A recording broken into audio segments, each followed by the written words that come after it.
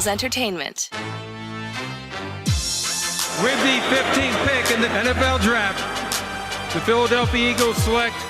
You're listening to the Journey to the Draft podcast. Welcome to the Journey to the Draft podcast, presented by Life Brand. I'm your host, Fran Duffy, and we are live in Indianapolis for the National Scouting Combine. We've got a lot to get to today, but before we get into what is happening right now here in Indianapolis, let's first catch up with the Eagles head coach, Nick Sirianni. I had an exclusive one-on-one sit-down with the Eagles head coach just to talk about the Combine process, what he gets out of the week in Indianapolis, what it's going to be like for him to return back to Indy after being there for 3 years as the offensive coordinator for the Colts. We're going to talk about all of that right at the top of the show in Mr. Relevant. After that, C-Mac, Chris McPherson is going to join me here for Draft Buzz. We got a couple newsworthy items to come out of the last couple of days leading into the week's events here for the Combine, and we'll wrap it up with our draft mailbag. A bunch of questions for you at home. We will make sure we get on that at the end of the show. As always, before we get things started, be sure to head on over to Apple Podcasts or Stitcher, wherever you listen. Leave us a rating, leave us a comment. If you've got a question, that is the place to leave it. We will answer it here on an upcoming episode. That said, let's get into the very top of the show. Excited to sit down with Eagles head coach Nick Sirianni for this week's Mr. Relevant. It's time for Mr. Relevant.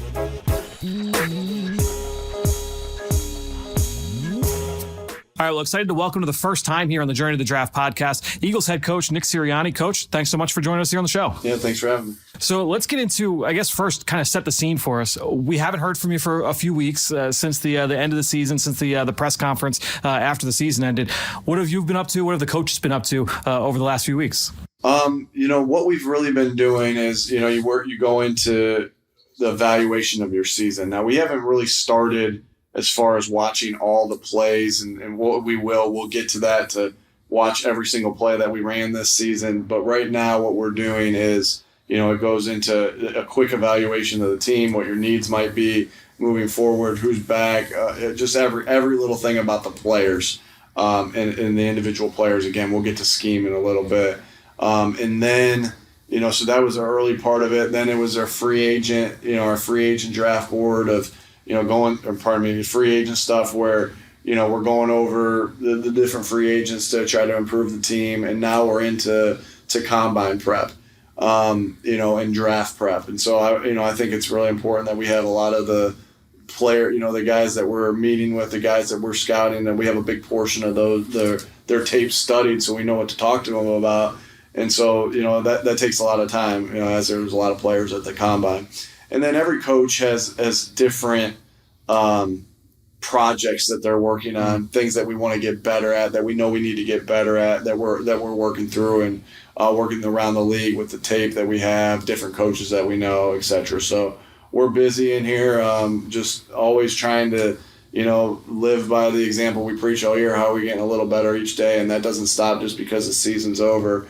That continues to go, and we got to set that example as coaches, because we know our players are doing the same thing as they're taking time away. But as I talk to our guys, they're working out, getting ready for next season as well. I mean, it's got to feel like you're ahead of the game at this point compared to last year, right? Because you're just kind of putting the staff together and just kind of getting your feet on the ground in Philly compared to where you are right now. Yeah, most definitely. Like we look at our schedule from last year as we're making our off-season schedule for this year, and it's amazing all the things that we had to do to get ready, and how much of an advantage, how much more ahead of that we are. Mm-hmm. So, as coaches, we don't just say, oh, we got some free time, put my feet up. We actually end up watching more players or studying more scheme. Which is good because it can just help you get a little bit better. So last year you talked about how fun it was to be able to get with the personnel staff and kind of lay out, hey, this is what we're looking for at every position. This is what we want our identity to be. A year later now, having played that 2021 season, do you make major changes? Is it minor tweaks? How do you kind of go about now going into year two? It never stays the same. That's for sure. So it's always, the process and the things that we said we're looking for has been built up over 12, 13, 14 years in the NFL, right? And so you don't want to just make major changes unless it's necessary, right? Because you've put a lot of thought into it, but there's always tweaks. In fact, that's what we were just kind of going over in one of those tapes that we when we're talking about what we're looking for in guys, and we made a couple tweaks. Instead of having that route to explain to the scouts what we're looking for of Keenan Allen running the route or T.Y. Hilton running the route. We did that with Devontae this year, showed the Devontae one.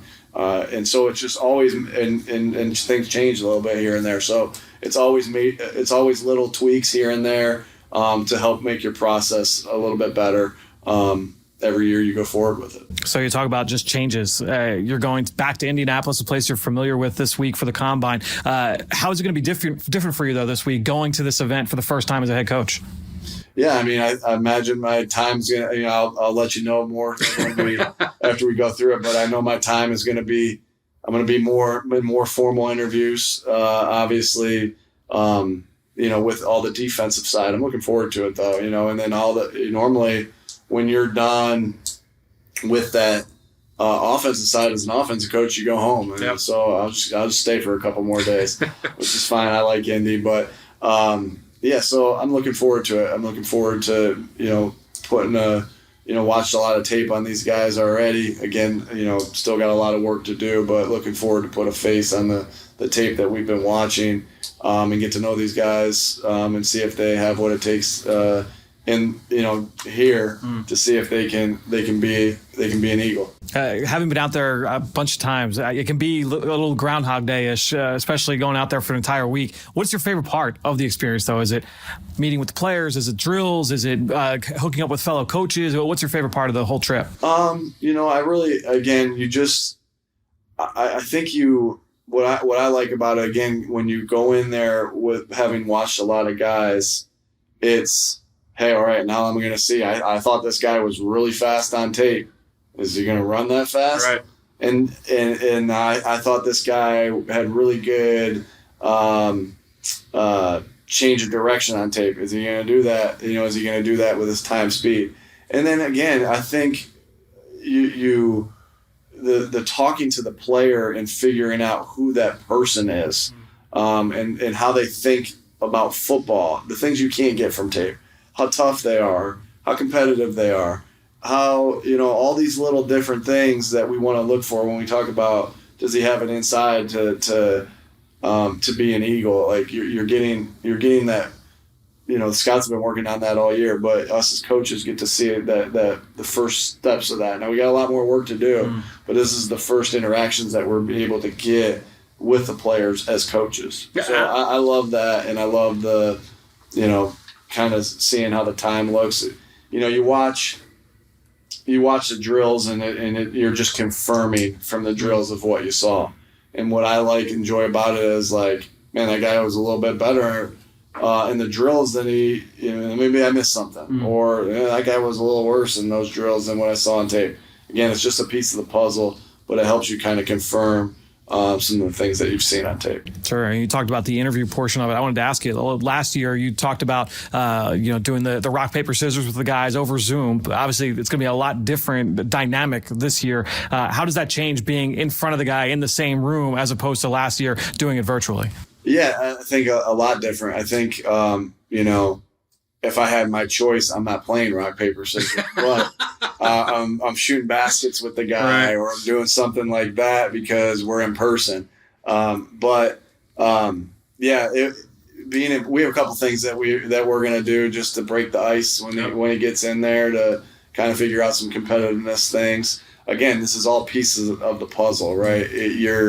None of this is, the time, speed, or the workout. Like the tape is what tells the story, and now you're just trying to get to know the person more, and what makes him tick, and if he has that, what we want inside to be an Eagle. Obviously, it's become a huge event. You talk to people that have been doing it for 15, 20, 25 years, and it's like how different it is now compared to what it was not a long time ago. When you look at the on-field stuff, which is obviously the 40-yard dash gets hyped up so much, the bench press gets hyped up so much. When you look at the stuff that happens on the field these guys go through, how do you view that in terms of grand scope when it comes to the draft process? Again, you're confirming some of the things you saw on tape, and that doesn't mean that, because you got to watch the tape and how the guy plays football. I know plenty of guys that they don't have good time speed, but they're they're really good football players. And so you're just confirming some things that you think might be true. And sometimes you're right and sometimes you're wrong. Hopefully you're right way more than you're wrong, but and you usually are when you're watching these things. But it's just a piece of the puzzle. And it's not like, oh my goodness, like this game is played with people that are physical, that are in strength, and like it's a game that's just a physical game. I mean, no one's being physical with anybody out there. So we don't, again, we're watching it to confirm things. It's a piece of the puzzle. It's not, a guy, in my opinion, doesn't shoot up in my mind just because he had a good workout. It makes us take notice in him a little bit more, and vice versa. If we like a guy's tape and he has a bad workout, well, let's figure out why. There could be different things that can contribute to that. But you got to believe what you see on tape, and that's the main component of what you see on tape. The position-specific portion of the workout. So after the 40s and the shuttles and everything, all the positions go through that workout. Do you have a one drill that you kind of like most? What are you looking for in that drill? I always like where the quarterbacks throw individual routes to the receivers. I do always appreciate that drill. I always like that drill. I think it's hard on quarterbacks at times because they're throwing to guys that don't have a lot of reps. So we think about all the time that we put into, Jalen and Quez or Jalen and Devontae being on the same page of how they run routes and where the ball is going to be and this and that. And then, I do appreciate the timing of that, of these guys throwing to guys they've never thrown to. Sure. The other one I really like is the Gauntlet Drill. Of course. I really appreciate that. And like watching that, if a guy messes up at all in there, it's like there's another ball getting fired at you quick. And you know what? I think you can learn stuff from quarterbacks in that one. Like, did he feel that the receiver had a hard time there, or is he just rifling it? Is he, So it's like I get a lot from that drill. I think you really see what a guy's hands are in that drill. So I know I'm singling out quarterbacks and receivers, but that's who I am, and that's what I'll continue to do. So those are the two drills that I'll really I really look forward to watching. And yes, if you ask Stout that question, he's probably not going to say the same thing. But I think it would be cool if we could get the offensive lineman to maybe do the Gauntlet Drill every once in a while. Get the receivers running through the bags. Yeah, I like it. Well, Coach, thanks so much for joining us here on the Journey to the Draft podcast. Best of luck this week, and we'll talk to you soon. Thanks, Fran. Now it's time for Draft Buzz. Always great to be able to catch up with the Eagles head coach, Nick Sirianni, as we now transition into Draft Buzz. As I welcome in Chris McPherson, CMAC. We are here at the Indianapolis Convention Center in downtown Indianapolis. Scouting Combine is here. We're back for the first time in 2 years. It's great to be back. Phenomenal scene here. Look forward to seeing the quarterbacks, wide receivers, and running backs meet the media on Wednesday. We're going to kind of set the table for the week here, but glad to get a little bit of a closer sense of normalcy here, being back in Indianapolis in person at the Combine. This was the last normal thing we did before COVID shut down for us. Everything shut down. We got back. 2 weeks. It was a couple weeks that we had before things shut down back in 2020. So good to be back here in Indianapolis. As CMAC mentioned, we have workouts that begin Thursday evening. So we have the quarterbacks and wide receivers Thursday night, O-line and running backs, and I believe tight ends on Friday. And then we get into defense, the front seven on Saturday, defensive backs on Sunday. We will be bringing daily podcasts recapping all of the action. So after drills, you can expect a podcast the next morning. Tomorrow, Wednesday, Eagles general manager Howie Roseman, head coach Nick Sirianni, meet the media. We will have another podcast. We'll also have a really interesting interview with a member of the Eagles coaching staff / personnel staff, who's one of the guys that had a really unique title. We'll catch up with him tomorrow. I'll tease it that way. You'll have to wait till tomorrow for the interview. Real secret there. We really kind of, we want to leave it on the hook a little bit there for our listeners. But it was great to catch up with Nick Sirianni before we got out here to Indianapolis. What was your biggest takeaway from the interview? I was really interested to just kind of get his thoughts. And I remember actually talking with Doug Peterson for going into his first combine as a head coach, just how it changes. And he made the joke. He's like, I'm gonna be there for the entire week as opposed to only being there for a couple of days. But it was great to catch up with Coach. And even just kind of getting a little bit of background. We've got a piece that we're working on as well that will go up later this weekend. But I hope you all out there enjoyed my conversation there with Nick Sirianni. Did you have any big takeaways? I like hearing which drills he's that most was good invested to hear. in. That, and obviously being a wide receiver guy, of course he's going to love the gauntlet. Yep. Love they picked out the quarterbacks throwing as well because of the fact that, and that's why guys don't always want to compete here, because you're not as familiar with the players you're going to be working with. Whereas if you wait to your pro day, then it's like, okay, I'm throwing to the guys I've thrown to for many years. But I do like that he made that point. So it's like, if you are a player that's worried about that, it's like, like coaches know that. Decision makers know, like, hey, I'm a quarterback. I haven't worked with these guys. They're just trying to look at me and isolate me. No one's charting my completion percentage at these workouts. So I do like that he kind of made that point as well. Like I said, great to be able to catch up with him. If you want to get a little bit more info on who are the players you need to watch, who are the players to keep an eye on as the action gets underway here this week in Indianapolis, 2 ways you can do that. First of all, you can rewind back in the feed. You can listen to our Combine preview series. We previewed the top offensive prospects with Ben Fennell and Dane Brugler last week. Also caught up with Jordan Reed and Ben Fennell later in the week last week to talk about the defensive players. You can do all that, or if you like to read, go on PhiladelphiaEagles.com, the Eagles mobile app. You go on my Twitter page as well and check out my Combine cheat sheet series. The last one posted earlier this week. I went position by position, a bunch of different categories. C-Mac, it feels good to have those in the books.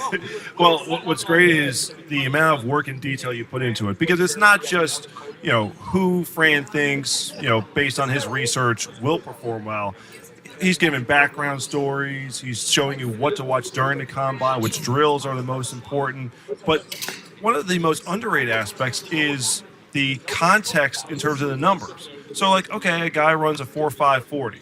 Well, what does that mean? Obviously, it's different for each position, but he puts in historical numbers over the last decade what has been the average of height, weight, speed, drills across the board, the measurements, everything.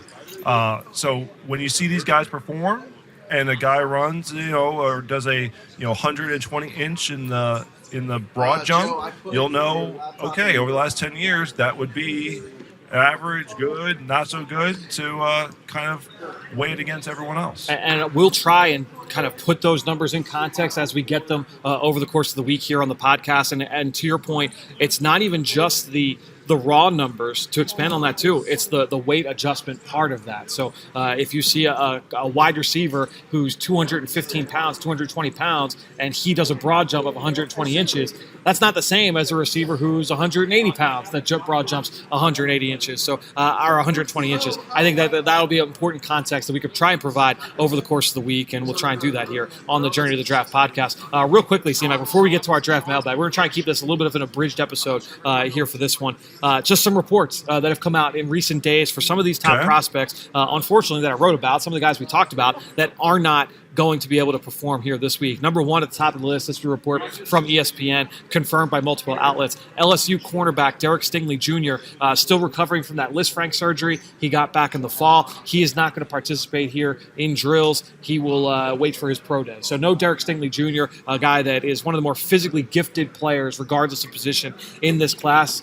It's tough that we'll have to wait until his pro day to be able to get those athletic numbers. But do you think with Stingley, because evaluators, coaches, decision makers, scouts know what he did as a true freshman, do you think it's more getting under the surface, learning more about him from a personality standpoint as to why he has not been able to repeat those performances the last couple of seasons? So I think still he'll be able to improve his value here at the Combine. Yep. Obviously, the medical is a huge, huge component to it, but the fact that he'll still be able to get on the whiteboard to, break down the film with the coaches and explain what he's gone through in the years since that phenomenal championship freshman season. Yep, I will try and preface that as often as I can this week that what we are going to spend most of our time talking about is going to be the on-field portion of the workouts and the drill work and all the position-specific stuff.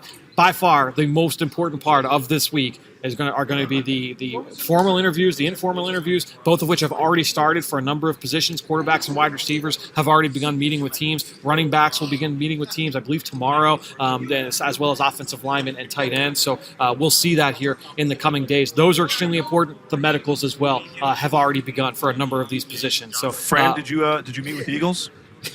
By far my least favorite part of this. And I actually walked up. It was during Dallas Cowboys head coach Mike McCarthy's press conference. I walked up to our friend Jimmy Kempski and I said, "Has anyone asked him if he's met with the Cowboys yet and how it went?" Like, literally, my least favorite. These players all meet with so many teams. Every team is trying to meet with as many players as they can.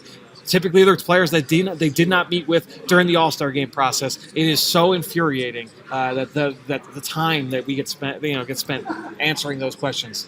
Really, really frustrating. I think that's what it is. It's not that you're asking a question. Obviously, you're trying to gain and glean whatever information you can, but there's a very limited amount of time you get with the prospects. Exactly. And to me, like, how often is it? Oh, I'm not sure if I met with them. I have to look at my schedule. Or, oh, yeah, I did meet with them. Yeah, it went well. Like, literally, like, I don't know what we're getting out of these answers 99.9% of the time. Every once in a while you get something, but it's very, very most, rare. I believe, I definitely remember from the 2020 Combine, they can flip over their credential and it tells them who they're meeting with, like, every night. So, it's but pretty much, player X is going to meet with Team X at some point. Even if it's not the formals, because teams can only, I think it's like 60 or 45, whatever the number is in terms of the players they can sit down with formal interviews. Anyone they don't get at the formal, they're going to meet up with in the informals, probably multiple times, because you don't get as much time. So, like, it's every player is going to meet with everybody. Is basically the cut and short end of it. That said, let's get back to some of these reports. No Matt Corral, who that's a tough one because Corral was the lone big name quarterback that teams have not seen yet here in the pre-draft process. Obviously, we saw him in the fall, but he's still nursing that foot injury that hampered him over the course of the back part of the season. Certainly caused him to miss a majority of that bowl game. So no Matt Corral here in Indianapolis throwing on Thursday night. I mean, he's injured. Yes. There's nothing you can do about it. Yep. He will perform at his pro day. Yes, it would have been great to see him because we saw all the other, who analysts think will be the top quarterbacks in this draft class at the Senior Bowl. So he would have had it in much different circumstances. It's an environment where you can show off your skills and you're not worried about pass rush or things of that nature. Would have loved to see him in the drills, the timing and testing drills as well, to showcase his athleticism. But we'll have to wait for the pro day. So really it's an opportunity for the other guys to step up. But again, still, there will be reports throughout the course of the week on how certain players did in the team meetings, how they are on the whiteboard. So he still has a lot to prove here while he's here in Indianapolis. And I think it's important for us to remember that when we get those secondhand accounts, and going back to our earlier part of the conversation, every team is going to have, or every player rather, is going to have so many meetings with so many teams. Some of those interviews are going to go really, really well. Some of them aren't going to go well. I don't know how many people, if you've gone on lots of job interviews, that one just didn't go well, whereas this meeting went really well. Say if one of those teams that didn't go well reports it or gives that to a media member who then reports it, well, now that's just taken as gospel. Oh, this guy didn't interview well at the Combine. You have to remember that it is just one person's opinion on how a guy did. So you have to keep that in mind as well. Well, you also wonder, okay, if I'm a team late in the first round and I'm hoping a guy slides to me. You're going to float that stuff too. Yeah, no doubt. Float this stuff out there, knock him down a little bit, and maybe my guy will be there for me at, it could be at any position. The Eagles got 3 first-round picks right now. Last I checked, it is March 1st. That means it is officially the start of lying season in the NFL, and here for the pre-draft process. So, yeah, absolutely part of that comes into play. Let's get into another report here. This one coming from Ian Rappaport from NFL Network. No Evan Neal this week, who was a guy, he was the number 1 player on Bruce Feldman's freak list last year, the starting left tackle for the Alabama Crimson Tide. I made the comparison to Tristan Wirfs, who was a large human being. The last time we were here in Indianapolis, we just raved about his workout, what he did at his size. Lane Johnson-esque. Yes, I think that's what you're looking at here potentially with Evan Neal, a large offensive lineman. Ian Rappaport reporting that more time to prepare. He just wanted to kind of take the extra time. Obviously, Alabama had the late season. They played 15 games. He just wrapped up his season just a few weeks ago. So no Evan Neal here this week. That's the thing is he's put out such quality tape. He's already, by most mock drafts, in the top 5. Some have him as the number 1 overall pick. How much is there for him to gain here at the Combine going through those timing and testing drills? So, again, he'll have the thing about it, and many people say this, is if you mess up at the Combine, you at least get another chance at your pro day. It's going to be one and done for Evan Neal. But, again, he's someone who's already top of most people's boards overall. It's probably he's doing what he thinks is in his best interest. With no Combine last year as well, I think we will see, and we as the reports as we're getting more of these players not necessarily participating, so it might be a little bit easier to swallow and say, look, teams didn't have a Combine last year, and some of these guys obviously still drafted highly and performed well. So George Karlaftis, this is from Mike Garafolo of the NFL Network. George Karlaftis still deciding if he wants to work out. Nakobe Dean still mulling if he wants to work out. He had another long season, 15 games there for the Georgia Bulldog. A couple of players that are not going to work out. Michigan running back Hassan Haskins only doing bench work. He had that lower body injury that prevented him from going to the Senior Bowl. And then Justin Ross, the Clemson wide receiver, he had foot surgery late in the season. He will do his pro day, but will not work out this week here in Indianapolis. And he's got an injury history, so that's going to be something. Again, you're looking at guys who need to ace maybe some of the stuff that's not on the field. For Ross, the medical, a big question mark for him coming into this week. Yeah, he had the back or neck injury that was right at the spring of 2020, was discovered in spring ball, ended up getting operated on. They worried that he was going to have to retire, ended up missing all of 2020, came back and played this season. Obviously, that offense, they were breaking in a new freshman quarterback. It was a little bit up and down, but Justin Ross, very talented player, but the medical will be the concern, and he will not participate here this week. So, C-Mac, I'm sure there will be a handful of reports. I'm sure I missed a handful, but those were the big ones that I wanted to make sure I brought to the table. Yeah, and that's the thing is, I'm excited to see the underclassmen who I didn't get introduced to at Senior Bowl. Sure. That's the big thing about. So guys like Karlaftis come to mind who you'd be very excited to see there on the track, especially someone like him where, the scouting report is obviously,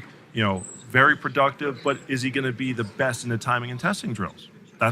We just want to see what the numbers are. Yep. It's one thing if they're not going to be out of this world, that's fine, but what is that floor going to be? So you just wanted to get a base there, but the fact of the matter is, high motor player, uber productive, has a lot of physical traits to bring to the table. He's going to leave that little bit of intrigue for teams who are interested in him, coming up in April. Oh, a handful of players we covered there. Just to wrap up that segment, we'll hit on a few more here to wrap things up with Draft Mailbag. Now it's time to hear from you, the fans, in the Draft Mailbag. All right, let's get into a couple questions here from our Draft Mailbag. I want to hit on one from Twitter, but the best way to get to us is to go on to Apple Podcasts, leave us a 5-star review, leave us a comment. We will answer it. If you've got a question, we will answer it here. If you've got a mock draft, we will break it down. We've got a couple of those from our Apple Podcast page as well. So 3 total questions we're going to get to. One from Twitter. The Twitter guys jumping the line? Well, I solicited for questions first, and I wanted to save the mock draft for the end. Right. So I like doing the mock drafts at the end to get us through questions. So we're going to do the question here from Eagles Dad 73 on Twitter. What wide receivers best fit the Eagles' offensive scheme? You look at Ohio State wide receiver Garrett Wilson, Arkansas's Traylon Burks, USC's Drake London. Putting one of those guys in the slot with Devontae Smith out wide, along with a free agent wide receiver, Quez Watkins, with Dallas Goedert at tight end, that would be nice. So Eagles' dad, obviously you listed out a few. To me, like, people talk about wide receiver fits all the time, and when I look at wide receivers and I look at the position, obviously a lot of people will say, oh, well, you want guys with complementary skill sets. Oh, you have a small guy, you go get a big guy. I don't necessarily know that is the way you have to build your receiving core in the NFL, in today's NFL. You look at the Kansas City Chiefs, like, that's not the way they operate. You can go around the NFL. That's not how a lot of teams operate these days. And I get that mentality of building the basketball team. Hey, we want our power forward. We want our small forward. We want our point guard. You want to try and build all the guys with complementary skill sets. To me, it's, you start looking at traits and can this guy get open? Can this guy create with the ball after the catch? Does he have the speed? Is he reliable at the catch point? All of that. You start checking enough of those boxes, regardless of what your body type is and what the height, weight, speed is. What can you do as a receiver? It's goes by scheme. Yes. And this goes back to what Nick Sirianni said in your interview with him, where they're not going to overhaul the scheme after year one. There's going to be tweaks, and we saw tweaks during the course of the 2021 season. So certainly there are going to be changes, but you just want to get the best, most talented players at across the board at every position. So at wide receiver, don't limit yourself and say, well, we need to have a Drake London because he's going to be the guy that gets the jump balls and the 50-50 balls and the contested catches. No, just get the best receiver and make him fit into the office, make it work. And the big part about fit that we often miss is it's not just about fit on the field. It's what Coach Sirianni talked about earlier in the episode about finding our kinds of guys, the guys that do they have what it takes to be an Eagle, like that part of the fit. Yes, that is so important, and everybody's going to feel differently about each player, as we talked about earlier. Those interviews are going to be so important as teams become introduced to these players up close and personal for the first time. So that's why I think I look back at Devontae Smith last year, and obviously the route running, the separation was all phenomenal, but the maturity, the discipline he had, the willingness to work and get better, the fearlessness he had, that. The alpha, like I'm the top receiver guy that came in from day one. Like it's those things that you can't necessarily see on the field. Maybe you could probably see some things on the tape, Fran, as you're studying these guys and in the way they play. But it's stuff that you don't really get to fully appreciate or delve into until you get into these meetings behind the scenes. Yeah, no doubt. Well, let's get to a couple questions here from Apple Podcasts. We'll go first with Valhalla24. Left a 5-star review on our Apple Podcast page saying, "Congrats, Fran. You have successfully converted me to an Eagles fan, but who do you think would be a dream scenario for the Eagles in the first round, both realistically and non-realistic? And would you trade one of those picks if you were the general manager? Also, I don't see a wide receiver as a first-round need for the Eagles, especially after watching the playoff game. Do you agree or disagree?" So a couple questions in there, C-Mac. 5-star review. We can we can get into it. Look, to me, I think when it comes to like dream scenario, having 3 picks, like – it's tough to say like, oh, this is the dream scenario because there's so many different combinations and things of that nature. And even when you're dealing with like trades, like to me, like people talk about trading down, trading up. If you're doing trade down, like you need another team that wants to be able to trade up, whether that means getting more picks here in this class or moving back, getting more picks in the next year. You'd have to find another team that's willing to move those picks and be able to reciprocate that. So that can be tough to find.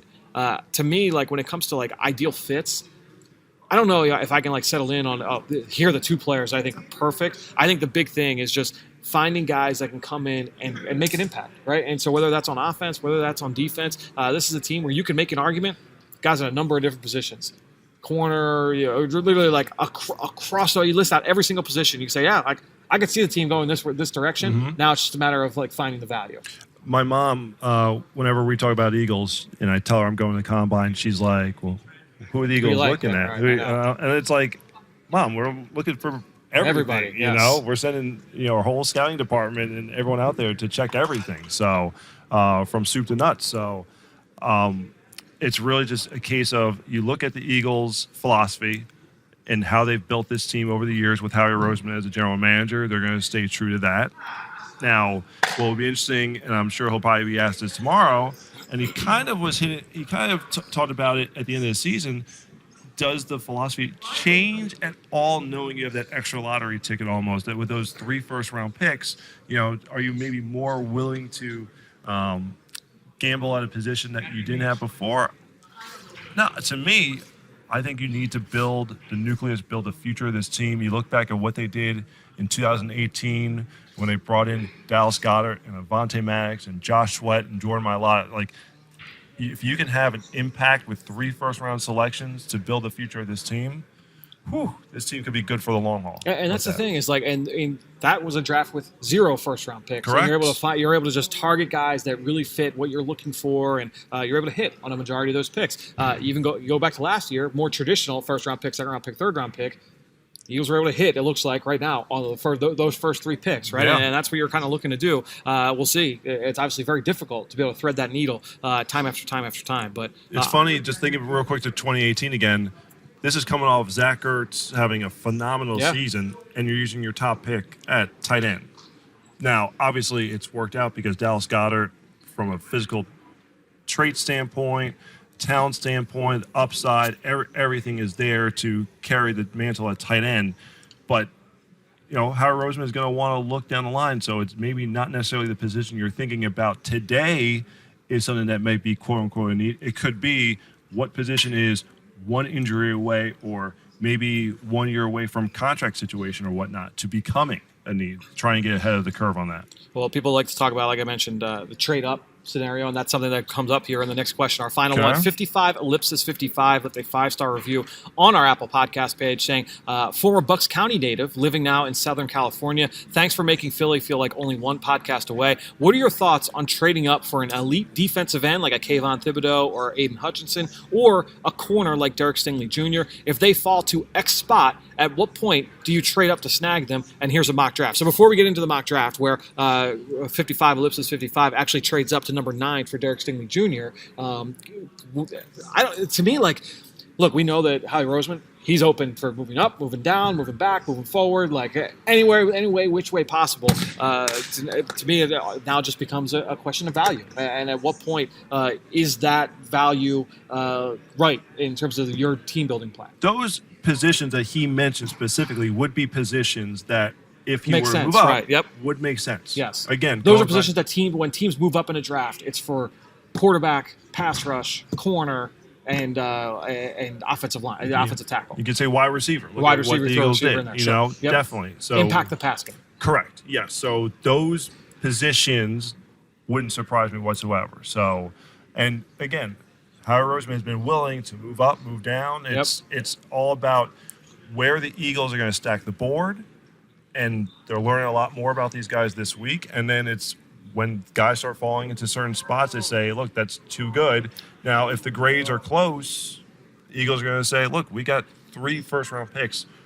Why not not eliminate the risk, but limit the risk as much as possible and give ourselves more chances to be successful with these picks instead of saying we got to mortgage 2 first-round picks to go up and get a Well, guy. in this scenario, 55 ellipsis 55 was able to just trade the 3rd-round pick to move up 6 spots.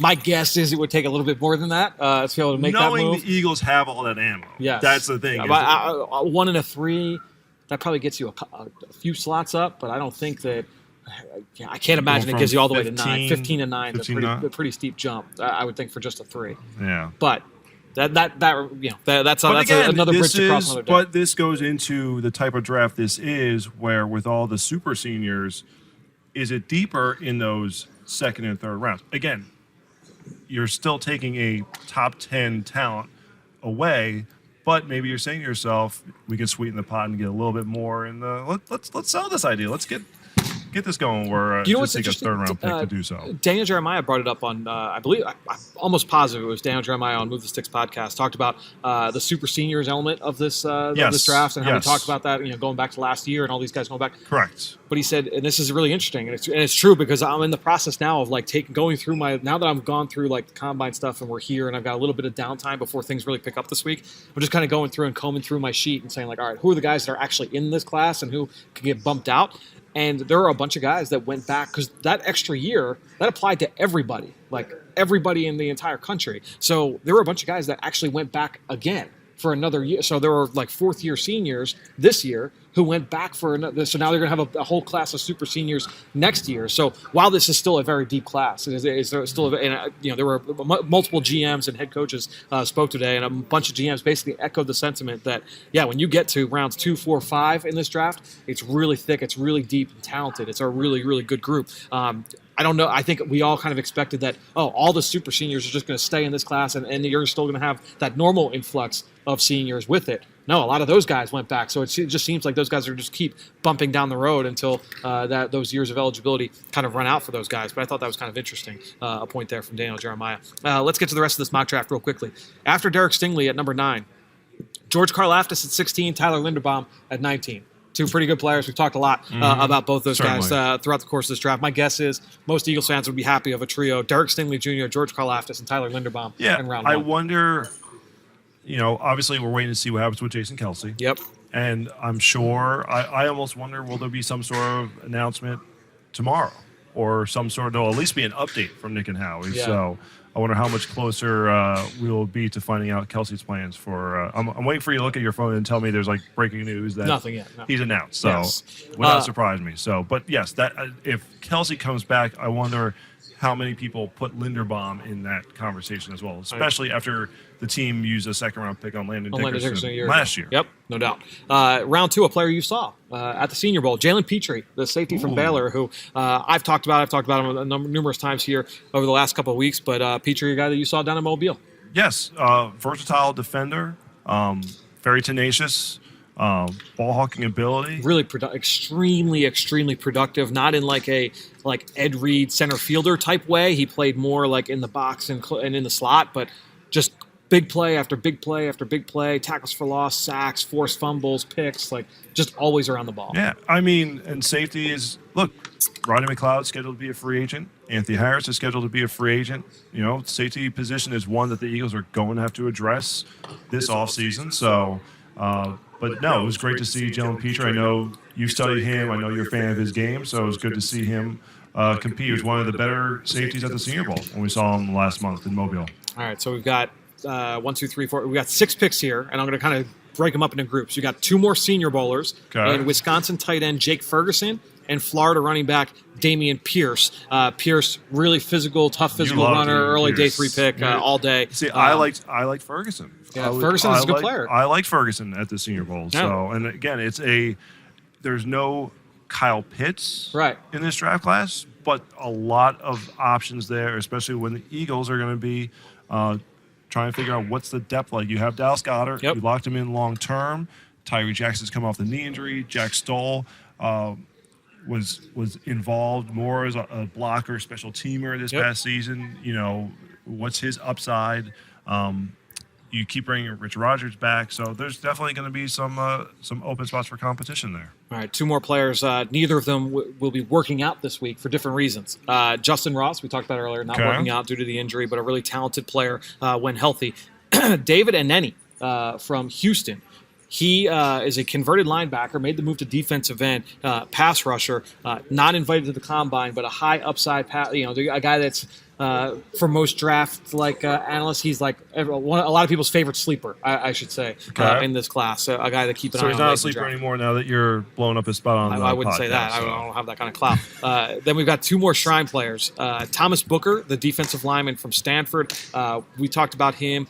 Was it with Emory? I believe it was with Emory Hunt right after the Shrine Bowl. Said he really stood out. Emory Hunt goes to every All-Star. Yeah, he's a monster. I mean, he is the grinder of grinders. Yeah. Emory Hunt is one of the best. Thomas Booker, a defensive tackle, technically sound, really good off the field as well. Comes really, and the versatility, defensive end, defensive tackle, flexibility, really, really important. And then Tyquan Thornton, wide receiver from Baylor, speedster. Really reminded me earlier in his career of Robbie Anderson when Robbie Anderson was at Temple. You say he's long, lean, explosive. He's got that vertical ability. So Tyquan Thornton rounding out that mock draft from 55 ellipsis 55. Thanks so much to all 3 of you for sending in your questions. Again, the best way to reach us, go on over to Apple Podcasts. If you have a question, we will answer it. We'll break down your mock draft. We'll break down your big board. We'll break down rankings. Whatever it is you've got, go on Apple Podcasts. Leave us the question there in the comment box. We will get to it here on an upcoming episode. We'll see, Mac. We've got a lot. We've got Daily Pod, the first of 7 daily podcasts here in a row, here from just outside Lucas Oil Stadium in downtown Indianapolis. We will talk to you tomorrow right here on the Journey to the Draft podcast presented by Life Brand.